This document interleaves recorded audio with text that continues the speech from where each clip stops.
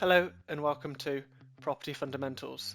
This is the channel to get property investment information for cities across the UK. First of all, we'll analyse the data. Then, we'll identify the best areas to invest in. In this video, we'll look at Luton in 2023.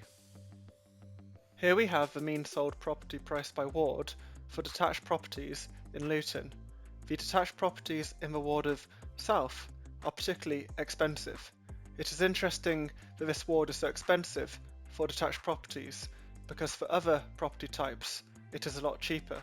Investors interested in this area may want to explore this trend further. These are the sold prices for the semi-detached properties. The wards towards the northwest appear to be the cheapest to invest in.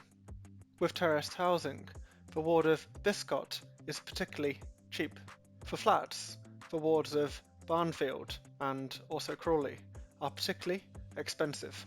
And finally, we have the combined sold prices for all property types. Generally, the northeastern and eastern parts of the town are the most expensive to invest in, and the south and western parts are the cheapest. This is a map of the main transport routes in Luton.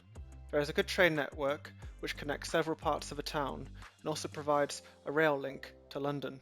In the eastern part of the town, the new Luton Dart connects the train station Luton Airport Parkway with Luton Airport.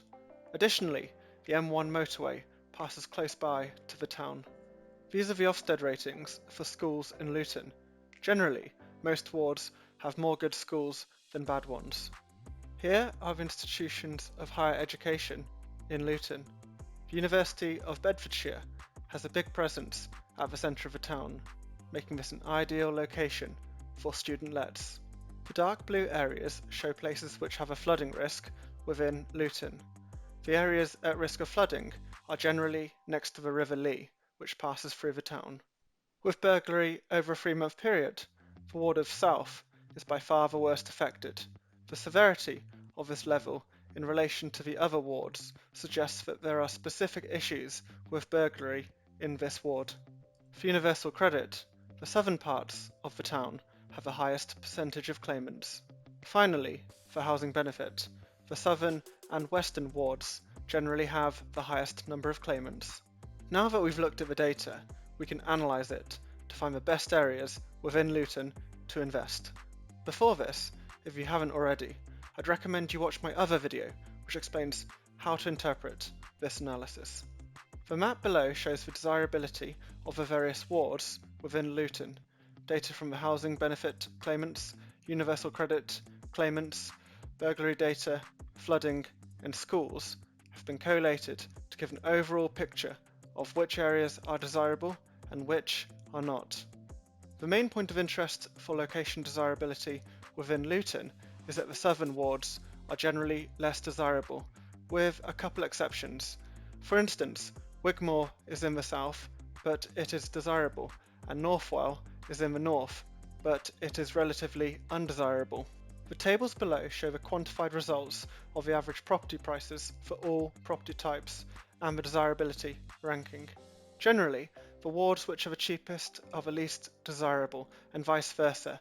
We are looking for exceptions where a desirable ward is cheap, as this is an area which may provide a high return on investment over the long term.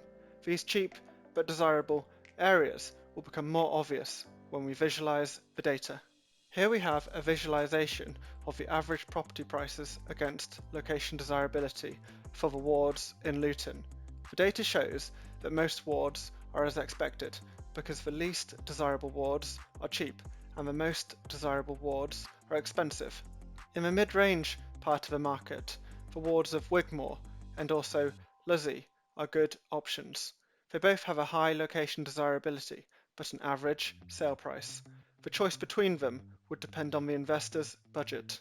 At the bottom end of the market, the ward of Biscot is a good option.